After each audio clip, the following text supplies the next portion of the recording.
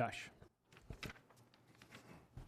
Thank you, Mr. Chairman. It's kind of interesting, the radioactive argument, which when you look at the salt that that PennDOT is using and other brine that is being used, that every place you pull something from underneath the ground, you've got radioactive materials involved with it. The salt that we're bringing in by the truckload, those salt mines, these guys actually monitor the radioactivity within the mines.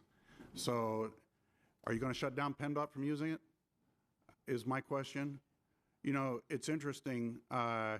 We look at these operators that every one of you have got copies that I handed out of what's happening with these conservationists that own these companies. They've been out there plugging wells that have been left by others. They don't have any financial interest in those wells at all, and yet they're spending tens of thousands of dollars per well cleaning these things up.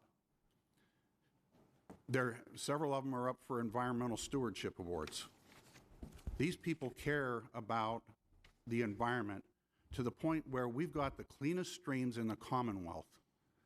The industry that we're trying to protect right now, they're centered in the cleanest streams in the Commonwealth. Old growth natural forests are in those areas, and we've got wells in those forests.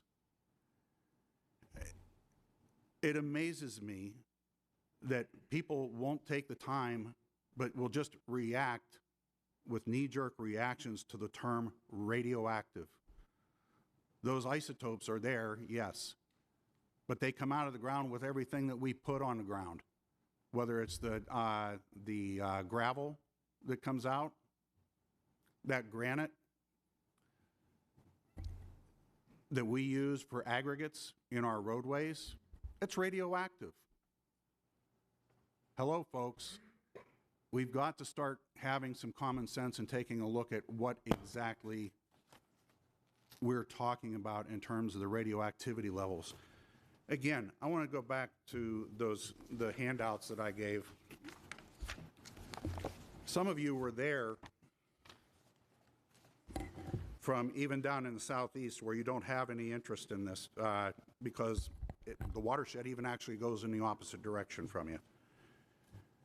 But, you know, these wells that have been abandoned, there are only two companies that can still do this in the Commonwealth.